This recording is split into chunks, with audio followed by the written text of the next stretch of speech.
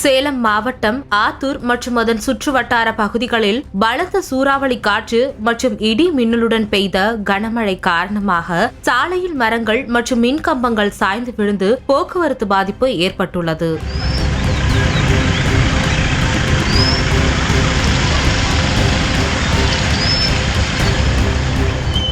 தமிழகத்தில் கோடை வெயில் பொதுமக்களை சுட்டெரித்து வரும் நிலையில் சில மாவட்டங்களில் கோடை மழை பெய்து வருகிறது. சேலம் மாவட்டம் ஆத்தூர் சுற்றுவட்டார பகுதிகளில் சுழன்று அடித்த பலத்த சூறாவளி காற்று மற்றும் இடி மின்னலுடன் பெய்த கனமழையால் தேசிய நெடுஞ்சாலையில் உள்ள ஆணையம்பட்டி, புத்தூர் மற்றும் கணேசபுரம் பகுதியின் சாலையின் குறுக்கே புளியமரம் மற்றும் மின் கம்பங்கள் சாய்ந்து விழுந்ததால் பெரம்பலூர் செல்லும் சாலையில் போக்குவரத்து பாதிப்பு ஏற்பட்டுள்ளது. மேலும் அப்பகுதியில் மின்சாரம் துண்டிக்க அப்பகுதியைச் சேர்ந்த பொதுமக்கள் அவதிக்கு உள்ளாகியுள்ளனர். இதனைத் தொடர்ந்து பேரூராட்சி பணியாளர்களை JCB இயந்திரம் மூலம் சாலையில் சாய்ந்து கிடந்த மரங்களை அகற்றி போக்குவரத்தை சரி செய்தனர்.